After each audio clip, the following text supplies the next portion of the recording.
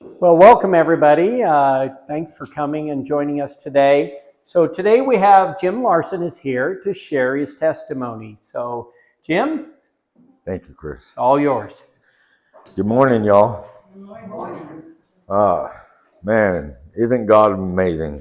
Never thought in a million years I'd be standing here in a church and telling you my life story. Uh, and it's just one man's struggles that got me here today. And, I was born in Salmon, but I just wasn't born in Salmon. I was born into a lot of pain. Um, I probably went through more pain in my life at his age right there than most of you will ever feel in your whole lifetime. I was abandoned by my mother at 2 years old. And I was put with a family. And when I would cry, this family would drag me across the yard and drown me in cold water to get me to stop crying. And it hurt a lot. Then they thought it was funny, getting me drunk at 4 years old. So I was an alcoholic at 4 years old. And as time went on, there wasn't 1 year that went by that I wasn't drunk. And as I got older, there wasn't 1 month that went by that I wasn't drunk. And as time proceeded, then there wasn't a day that I wasn't drunk. I always knew there was God. I always knew there was God. What I didn't know, though, is I didn't know how to talk to him. I didn't know how to let him into my heart. I didn't know how to take those steps into that direction. I thought I could do things on my own. And I thought I could beat alcoholism on my own.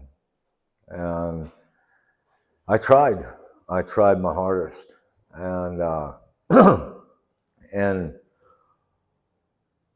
one day I just threw my cowboy hat out my window, out my truck door actually.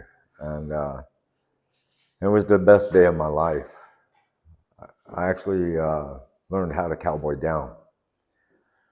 Learning how to cowboy down was, it wasn't easy, especially after being beat and tortured and then starved to death in another foster home in Wyoming. I always had to cowboy up in my life. And but alcohol took that pain. It took that pain away from me. It made me not feel emotion. It made me not feel pain. It made me likable. It's amazing how many friends and buddies that you have when you're out there drinking, So when I learned how to cowboy down, I also learned how to talk to God. God has put so many amazing things in front of me, and things that I can't even explain to you, but I know that God put them there. Now, then I found a purpose. I found a purpose to fight. But this purpose, I had to start this purpose in Vegas. And so I did it, but then I got scared. I hopped a plane, I went over to Oregon and went to treatment and put myself through treatment. And then when I got out of treatment, I found myself back in that same situation as I was in Vegas. But this time I knew I had to put both feet into it, and that's to make a difference in the drugs. Uh, so I bought drugs. I used drugs. Um, I sold a little bit. I was on the hunt for finding every top drug dealer I could. As we all know, the drugs are America's number one killer. They're killing our children left and right. And so I said, I'm going to fight. I'm going to fight. I'm going to find these drug dealers. I got up to 36 drug dealers. And the police out there in Oregon, they hung me out to dry. Kate Brown, the police. I did not know at that time how ingrained they were with the drugs. And I lost my wife, I lost my children, I lost my grandbaby, and I lost myself. I became a full-blown drug addict. And I got in too deep. I got in too deep. There was no help. There was no help coming. I tried getting the help I needed, and so I figured, well, I'll go back into a treatment center and I'll get my head back on my shoulders again, and then I can carry on with what I was doing. And so I went up to this treatment center, and I sat down with the lady named Heidi, Miss Heidi. And I sat there for over a half a day with her trying to get me back into treatment. And at the end of the day, she says, RJ, that's what I used to go by as RJ. She says, you don't have insurance and you don't have a life-changing event. We can't get you in. And I stood up and I shook Miss Heidi's hand and I said, thank you. And I went out and got into my car and I drove down to the docks of Astoria, Oregon. And I was sitting there watching the water come down, the sun beat off the water, and I sliced my wrist. And I sat there watching myself bleed out, my car door filling up with blood. I got a little oozy, and I said, this has got to be a life-changing event. So I started up my car and drove back up to that treatment center, and I laid my arm out. And I said, is this a life-changing event? And they said, no, it's not. They called the ambulance. The ambulance came and got me, took me to the hospital. They stitched me up and booted me out all in the same day. It was a rough day. So on the way, when I got out of the hospital, I had to walk back to my car. I knew there was a AA meeting at the Alano Club where they're in Astoria. And so I was walking, I was mad, I was angry, every emotion in me. And I thought about stepping in front of a semi. I couldn't get the help, why carry on? And something came over me and said, hey, the only person that's going to help you is you. And that hit me like a freight train right between the eyes. Growing up, I had so much anger in me. I was beat, starved, beat some more, tortured, molested by my mother at a very young age. So I had every negative emotion in me. And that was just, that was like a rocket going up into the sky of what was going on in Oregon. It was just all coming together on me. And when that voice came over me and said, don't do it, I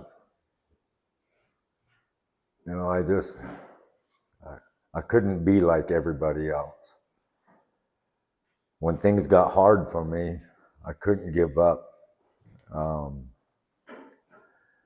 lost everything. I sacrificed everything to make a difference in these drugs. And And when I went to that meeting at the Alano Club, it just gave me more of a purpose. It gave me more of a purpose. Seeing so many addicts in that meeting that day, my blood filled up with pants, and I knew I had to keep going. I knew what I needed to do.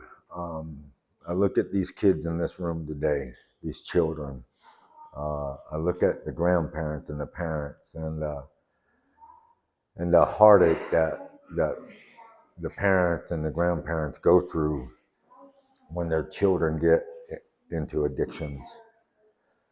And it's devastating. It's devastating. So I fight my hardest to this day. Not like I used to. God showed me a different way to fight. He showed me a different way to do it, and I'm not using drugs no more. I'm not out there buying drugs no more. I've been asking for help for 10 years. 10 years from people that should care, people that get paid to care. That help hasn't came yet, and that's okay. I'm not going to give up because I do it for them. I do it for you guys.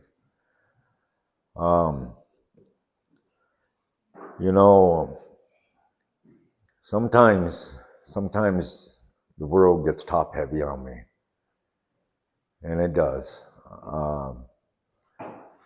And sometimes it just wants to flip me over.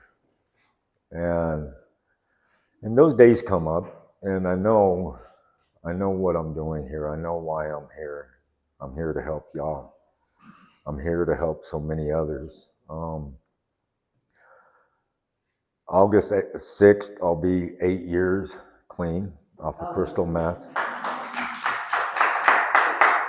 November 20th, I'll be 8 years sober off of alcohol.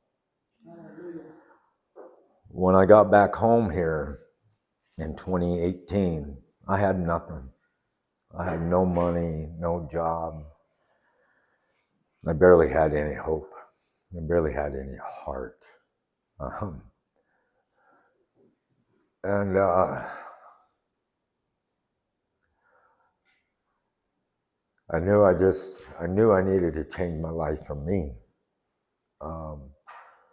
I knew I needed to be a better man, not only for myself, but for my Father, God. And I walked every day to every meeting I could, just so I could stay clean and sober. And now I do AA meetings in my yard. It's called the Fireside AA meeting. And we have addicts and we have alcoholics come into that yard. And it's cool because it's on Hope Avenue. So that hope, that little bit of hope that I had has turned into something so amazing. Get to watch people come in and be sick like I was, and watch them get better and pick themselves up and learn how to talk about this stuff. I'm not perfect, y'all. I am not perfect. I've made a lot of mistakes in my life. I have taken a lot of wrong roads to get to where I needed to be. Like I said, I never doubted God. I just didn't know how to talk to him. I didn't know how to call him Father. I didn't know how to be the son that he needed me to be. But I know now. I know what I'm doing here. I know why I'm here. I'm here to help people. I'm here to carry the message. And I'll tell you a story. And I don't tell too many people. I stood on a white cloud above all clouds. It was so beautiful. And there was this woman on this cloud. And she was hugging me so tight, and asking me not to come back here. Please don't go back. She said that 2 or 3 times. And I looked at her and I said, I have to go back. I have a lot of work to do. And today I stand in front of all of you. I'm just an ordinary guy trying to get by in life. But I can tell each and every one of you with all my heart, and I can give you my word, that everything that you ever believed in that is up above us is 100% real. It's just not something that you read in a book, the greatest book of all, but it is as real as you're looking at me right now. So if you have any doubts, just stay the course, keep trying, don't give up.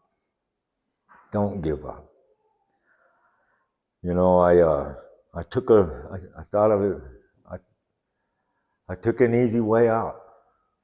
You know, I went into addictions. But I am so grateful that God has given me this chance to come back here and be the man I am today. Not only for myself, but for so many.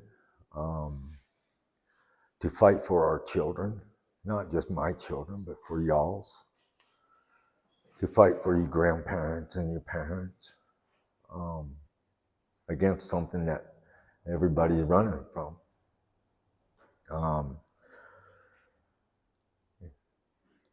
I don't care.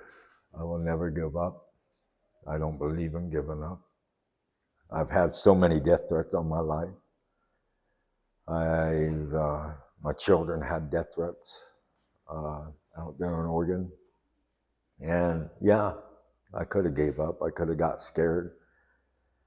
But if I was going to let that fear stand in my way of saving a life, then I should have never started it to begin with.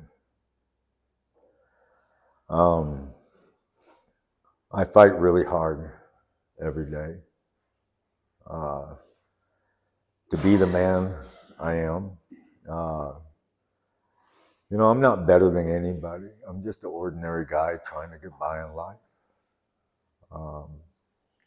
And I just want to be a better man than what I used to be. And I think I'm on the right track. I think I can get to talk to God every day now. And that's been a joy of this whole thing, is coming into one of his buildings, his churches, and being able to stand up here and just tell y'all thank you. Thank you for having me here. Thank you for having my girlfriend Shauna here. And like I said, no matter how hard life gets, no matter how hard the world wants to tip you upside down, don't give up. Don't give up. Because like I said, everything above us is 100% real. So that's all I got. Thank you.